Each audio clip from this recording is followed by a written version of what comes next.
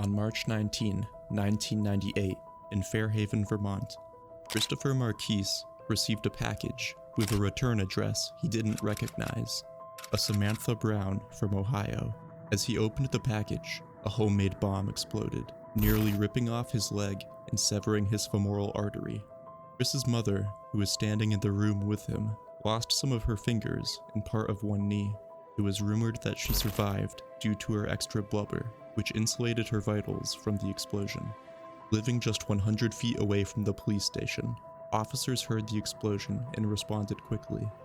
Upon their arrival, they saw huge holes in the floor and ceiling and found Chris and his mother in shock, but still alive. They were both rushed to the hospital. Chris's mom survived, but Chris wasn't so lucky. He bled to death before he could be helped. Evidence found at the scene indicated it was a pipe bomb. Brass hex nuts had been carefully wrapped around the bomb to make it even more devastating. Investigators were perplexed. They had no idea who was responsible, or even the motive. Chris Marquis was a 17-year-old high school dropout living in small-town Vermont and spent most of his time indoors. But somebody clearly wanted to kill him. But who? And why? But Chris had a secret life, something only his mother knew about. The package was addressed to the CB Shack of Chris Marquis. It was a business Chris ran out of his mother's home, where he posed as a 27-year-old selling CB radios and other parts online. Chris had a strong interest in CB radios and would talk with other people during the long Vermont winters to socialize. It was comparable to an online chat room, but for radios. Chris was notorious for trolling, trashing people, and playing obnoxious sounds through the radio. Investigators soon discovered that Chris didn't treat his customers fairly and was known as a notorious scammer. Customers told police that Chris would promise to send a model of a specific CB radio. After receiving payment, he would mail a different, cheaper radio, or one that didn't even work. Sometimes he wouldn't send anything in return, ignoring customer calls and emails completely. Chris had hundreds of customers, which meant investigators now had hundreds of suspects. At the scene of the crime, detectives looked through the debris, searching for any evidence. Along with the brass hex nuts, detectives also found pieces of styrofoam used to pack the bomb, and part of the battery used to detonate it. They even identified the chemical composition of the gunpowder used in the bomb. However, all of these items could be purchased in any hardware store or gun shop in the country.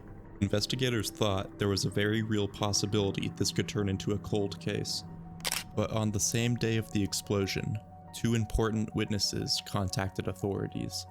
The first witness, Mark Hutzinger, heard about the explosion next to the municipal building in Fairhaven over the radio.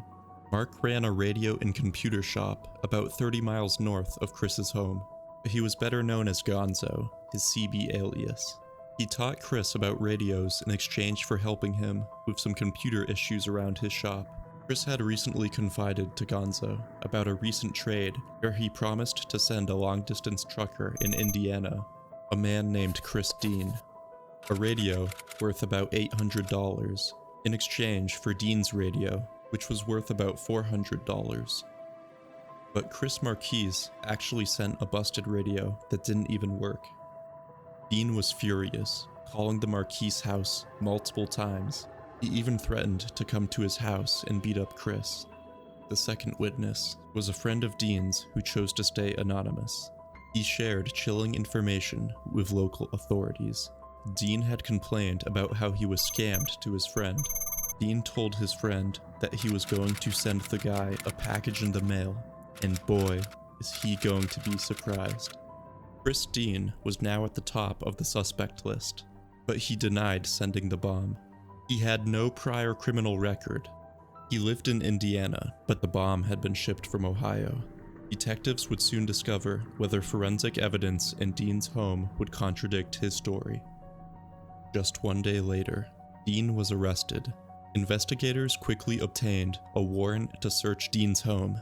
In his basement, they found hex nuts that appeared to be identical to those used in the bomb. There was even more evidence in the rest of his home. They found the same type of pipe used in the bomb, along with identical styrofoam in his garage. But there was a problem. All the items in his home could be bought at stores in every state in the country. There was nothing unique or abnormal about the evidence found. In Chris Marquis's home, detectives found a damaged battery that was used in the bomb. Using a magnifying glass, they found identifying numbers and letters for the battery. They contacted the manufacturer, which revealed this was the lot number that identified the day and the assembly line when the battery was made. Inside Dean's home, the lot numbers on the pack of batteries was the exact same as the one used in the bomb. Prosecutors were still concerned their case against Dean would predominantly be circumstantial, but a forensic analyst found more evidence on his computer. They found that Dean had purchased a radio from Chris Marquis and sent a $400 check. It was also discovered that Dean had downloaded information on how to build a pipe bomb. Bruh. On his hard drive, there was also a copy of the shipping label used on the box that had contained the bomb. With the same fake return address, Dean had tried to delete the file, but ultimately, it was recovered from the computer's hard drive. Travel logs from Dean's trucking company revealed he was in Ohio on the same day a pipe bomb package was sent as well. Christopher Dean was arrested and charged with first-degree murder. In February of 2000, Dean pleaded guilty to the charge and was sentenced to life in prison without the possibility of parole.